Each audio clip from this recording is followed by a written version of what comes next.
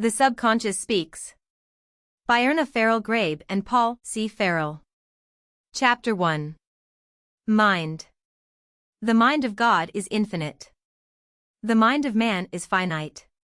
The finite cannot comprehend the infinite, but it can comprehend certain facts in regard to the infinite. The mind of God is all the mind that exists. The subconscious or subjective mind of man is a portion of the universal subjective mind. It is not separated from the universal subjective mind, but at the same time, it is allotted to individuals for their use, and to this extent becomes the property of the individual. Universal mind is subjective mind. Subjective mind is that phase of mind which does not have the power to express itself. Man alone has been given the power to call it forth into expression. A proper understanding of this can be the means of supplying every need that man has. If you can imagine an immense reservoir, which has neither boundary nor limits, and which contains the essential elements or materials of everything of which man can conceive, and many things of which man has no conception, perhaps you will then be able to visualize in a faint degree what I am trying to explain to you. In this great, limitless, boundless reservoir there is contained, in this state of perfect dissolution to which I've already referred, the essence of all things visible and invisible.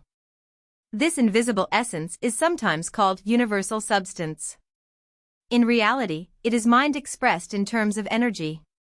Energy is in each element on Earth in various degrees. The degree of energy is displayed at all times in the degree of vibration which a certain element possesses. The rate of vibration anything possesses determines the character of that particular thing. This energy assumes various forms, and it is eventually caused to return to its original condition in the universal. This briefly is what you've understood to be substance.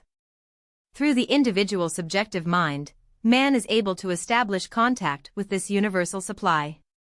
Through this contact, man has been given the power to call into existence whatever things he desires. The conscious mind of man is a limited mind.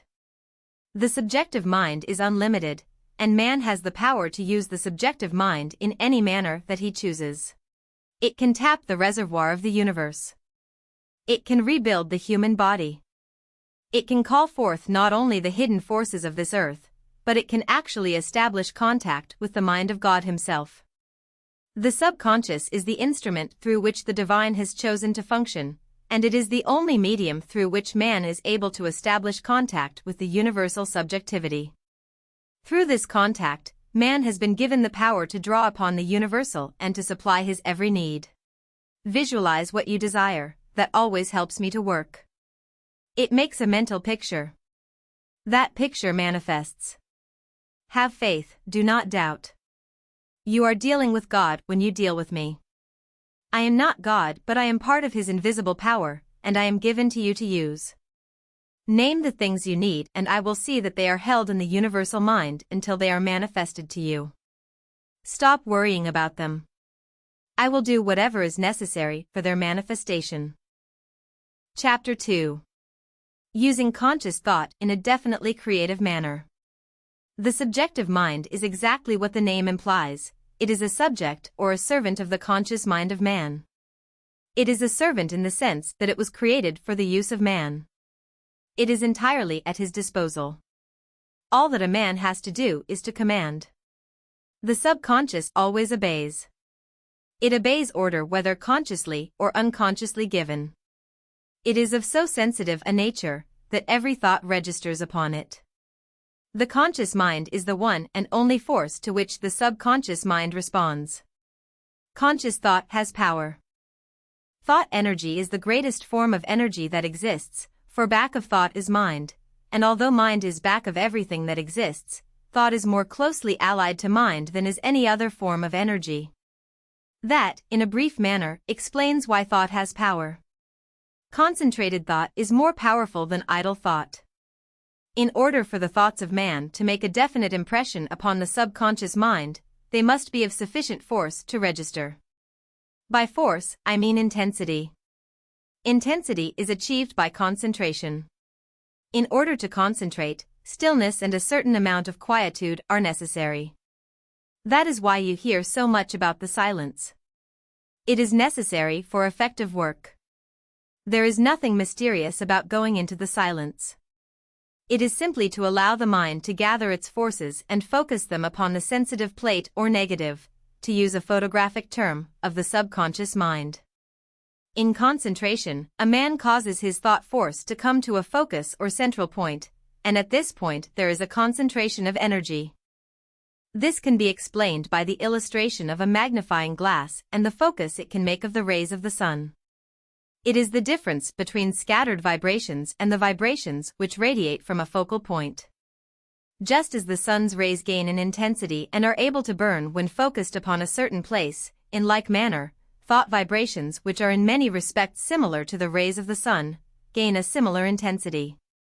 They make not only a definite, but a lasting impression upon the subconscious mind. The method should be as follows: first, stillness, then quiet. These are simply to prevent extraneous matters from interfering with the idea which the individual wishes to hold. This idea or thought should embody several things. There first must be a desire, and the more overwhelming the desire, the more definite the impression upon the subconscious mind. Desire is, in reality, a form of prayer, if a man realizes that God is the source of universal supply. After the desire, there must be a realization that God's bounty is ever at mankind's disposal. It is this realization that I shall often refer to as acceptance. It is a mental acceptance, and it is what is meant by the words, "What things soever ye desire when ye pray, believe that you have them and you shall have them." Realization of these first two requisites is essential, for they constitute the basis upon which rests the entire process. After these two things are firmly established in the conscious mind, the rest is easy. A man should next concentrate upon the thing which he desires. The manner of concentration is this: he should sit quietly and begin to see, in his mind, the thing which he wants. For example, a man wishes to earn a definite sum of money for a specific purpose. First, he should concentrate upon that sum of money. He should see himself in possession of that amount, either in gold, silver, currency, or a check made out to himself. He should hold that picture in his mind for a few moments. He may elaborate the picture in any manner he may choose. He can take the money and open a purse and put it inside. He can see himself depositing it in a bank, that is, giving it to a cashier or doing anything he feels inclined to do. The more earnestly he throws himself into the picture, the more effectually will the picture take hold. Then he should see himself using this same money to purchase or to pay off the thing he had in mind. After forming the complete picture, the next thing is to claim this thing for his own, calling himself by name. He then says, "I command the power inherent within me to hold this thought in mental concentration until it is manifested to me." If he does this with enough conviction that he can do these things, and makes the mental picture consistently, and keeps it up long enough, the idea or thought will be impressed upon the universal mind through his subjective mind, until a manifestation is brought into existence. By existence, I mean into his physical possession. He should not concern himself with the manner in which these things are to be brought to him. He should do whatever comes his way and affirm that divine mind knows the things necessary for the fulfillment of the things he wants. Chapter 3. Success, Failure. If the idea of success is established with sufficient conviction in the conscious mind of an individual, it not only makes success possible, it makes failure impossible. The idea of success contains within itself the essential elements of success, and it will, in time, attract to the individual whatever is necessary to enable him to attain success in some line of endeavor. The universal possesses an infallible sense of discrimination, and if the individual calls upon it to attract to him something that is in line with his innate talent or abilities, the universe will immediately respond. It sets in operation certain forces that contain within themselves the power to attract to the individual of things that will make possible his success. The conscious mind of man should accept the fact that man has an innate creative power. Man should develop a conscious conviction of this fact. When a man doubts his own power or ability to overcome obstacles, he should realize that the back of his own mind is divine mind, and when he has convinced himself that this divine power is available to him, and that he can make and is actually making use of it, doubt and fear automatically disappear. The reason that any man lacks anything in his life is simply due to what might be termed a negation. The thought of an individual is able to attract to him the thing that thought embodies. The thought of lack contains within itself the elements that attract lack. The reason that lack exists in the experience of mankind is due to the fact that mankind has caused the idea of lack to be established in the universal subjectivity. There exist certain conditions in the life of each individual, and to a certain extent those conditions are a dominating factor in the life of that individual. There are times when an individual seems to be, what the world terms, a victim of circumstance. As a matter of fact, man is not subject to anything unless he himself permits himself to become a subject. If a man has been holding thoughts of failure, poverty or lack, he may go through a mental process something like this. He should start with the realization that the thought of poverty or lack is powerless to influence his life or affect his affairs. If he denies that it has any power, he can then say, "This poverty in my life is the result of a mental concept. I have held in mind the idea of lack, and that is all that has caused poverty to manifest in my affairs. I now deny that there is any idea of poverty in my mind, and I deny that there is any lack in universal mind. What appears to be poverty in my life is simply an absence of plenty. There is, in reality, no lack of anything in the universe. I alone have the power to decree lack for myself." This law was, in reality, caused by a belief that lack exists. This belief was an erroneous belief. I now realize that there is no lack, and that what appeared to be lack in my life was due to this belief, which caused an absence of supply. God's substance is all about me, that I have the power to cause it to manifest in any form or manner, readily. The universal is always ready to respond to my decree, and I now decree for myself these things that divine mind has decreed that I may call into existence. And I now command the power inherent within me to hold in mental concentration these things until they are manifested for me.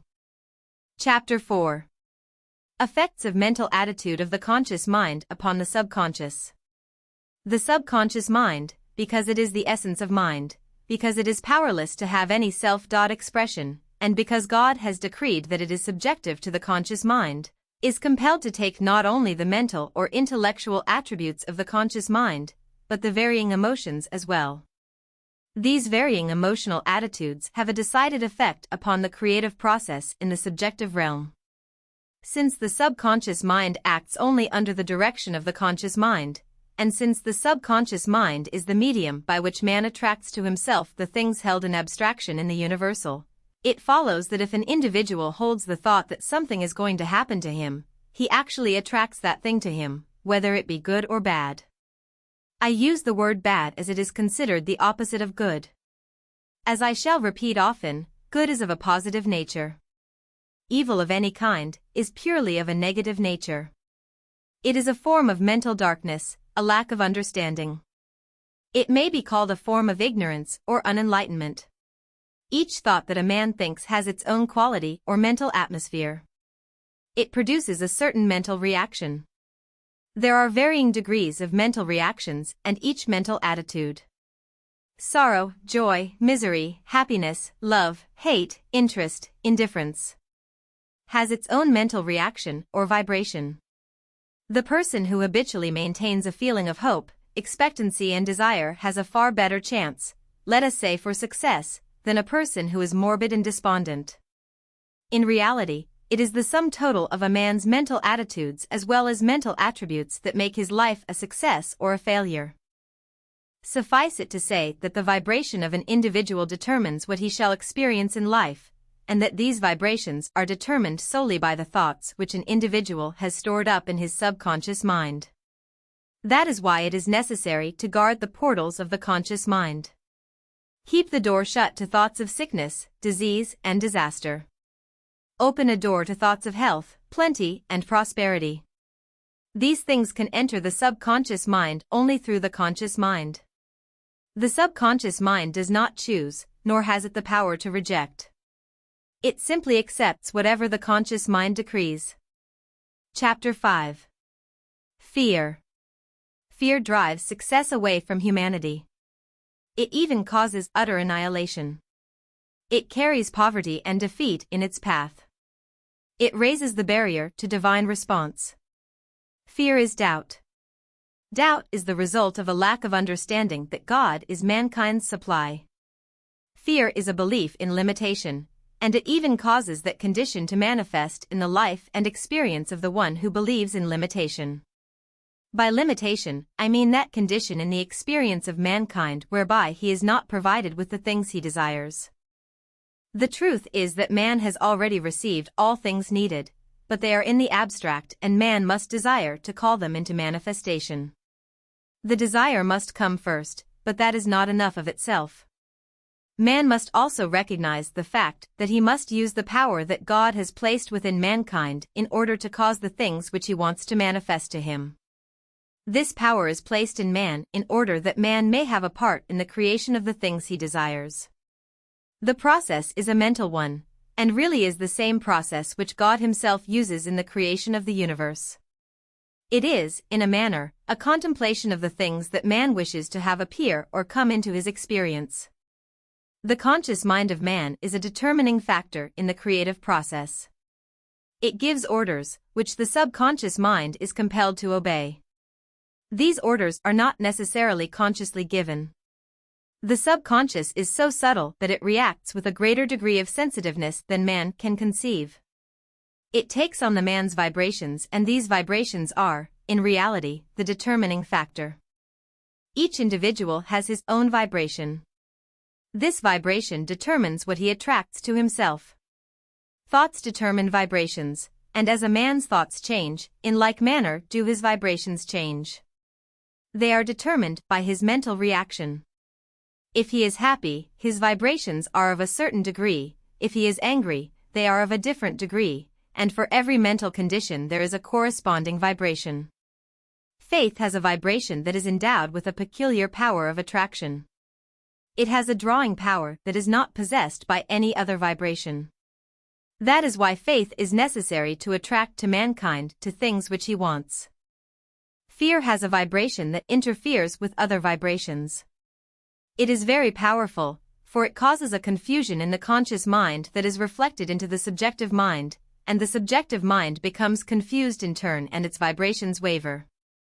The vibrations of the subconscious lose contact with the vibrations in the universal reservoir. The power of attraction is destroyed. The things that may have been started or directed in the reservoir toward the individual are discontinued. They may retain a certain energy or cohesion for a while, but if the fear vibrations continue in that person, the elements that are being drawn together in the abstract are eventually dissolved into their original condition. That is why fear is destructive. Chapter 6. Health. In order to understand what sickness is, it is necessary to understand what health is. Health is the natural condition of mankind. Disease is simply a distortion of the natural condition of man.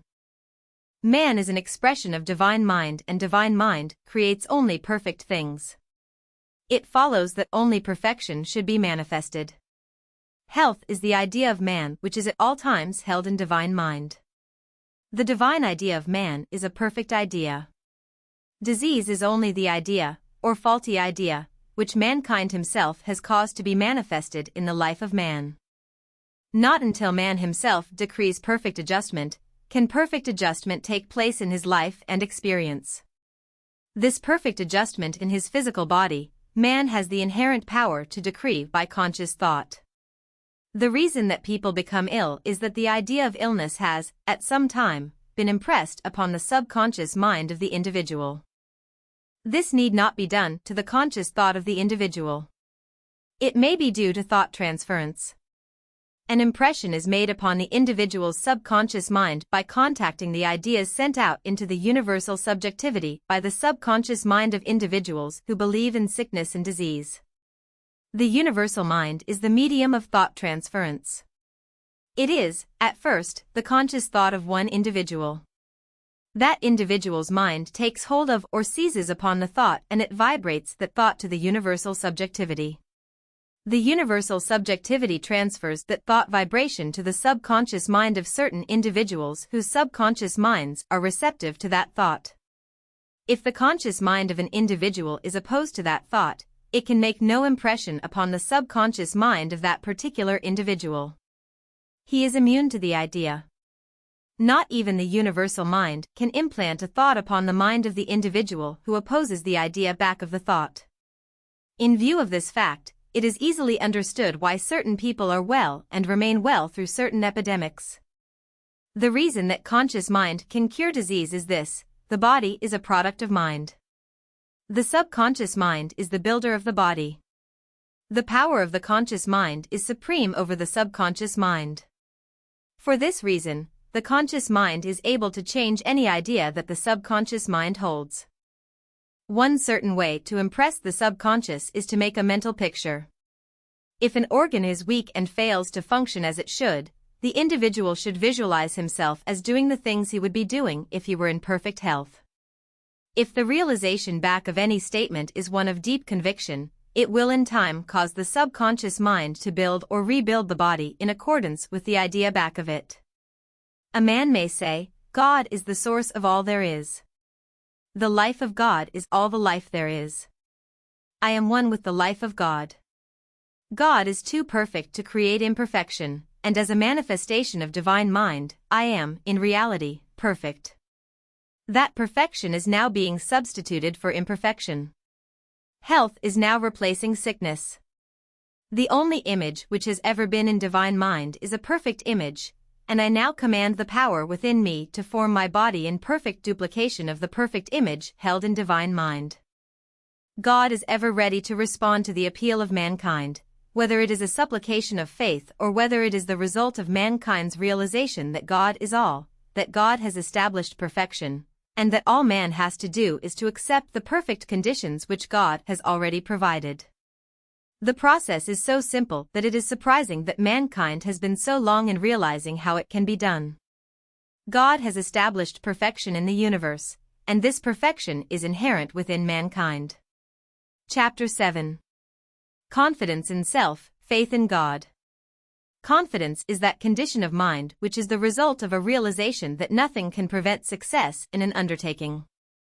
It is this feeling, more than any other, that is the contributing factor to the successful accomplishment of an idea. I say idea, for an idea is necessary before anything can be even so much as attempted. Certain positive mental attitudes combine to constitute confidence. They are assurance, a conviction of success, a determination that nothing shall prevent or interfere with achievement, and a certainty within the mind of the individual that he has innate power that can be called upon to overcome outside interference. The things which I have just enumerated are the attributes any normal man possesses. They are the natural endowment of an ordinary individual's conscious mind. When an individual is of a definitely positive nature, he is able to establish vibrations in his subconscious mind which are of sufficient strength to reach far out into the universal and contact similar vibrations in the universal. The universal law of attraction is that like attracts like. Vibrations of one degree attract vibrations of a similar degree. It is because this law is an invariable and unchangeable law that man is able to attract to himself the things which he desires. Faith in God is the realization that there is in the universe a supreme power, ever-present, all-wise, all-powerful, all-loving, all-protecting, all-providing, and that this power is ever at the disposal of mankind, if he calls upon it. The greatest contributing factor to success which a man possesses is an understanding that there is a power higher than human power, which is ever at his disposal. Faith in God, combined with the earnest efforts of an individual, will bring success at all times. Do not understand me to imply that all that a man should do is sit still and expect success to come to him without effort. Man should strive to develop the talents which God has conferred upon him. In order for a man to grow, it is necessary for him to develop his innate talent or ability, and this requires constant development of the faculties which he is endowed. Faith in divine power causes an inflow of divine energy, and this energy serves to stabilize the mentality of the person who believes in and relies upon divine power and divine protection. The individual who believes in the efficacy of prayer or who has the understanding that all that is necessary is for him to claim for himself divine protection, receives additional strength to the degree commensurate with his faith. Confidence in divine power, in divine protection, in divine love, these things alone are enough to make a man invincible. No man can fail if, in addition to his own efforts, he relies upon divine aid. Thank you so much for staying with me until the end of this video. If you are interested in topics related to spiritual evolution and using inner powers for a more fulfilling life, please subscribe to this channel and share your thoughts in the comments section.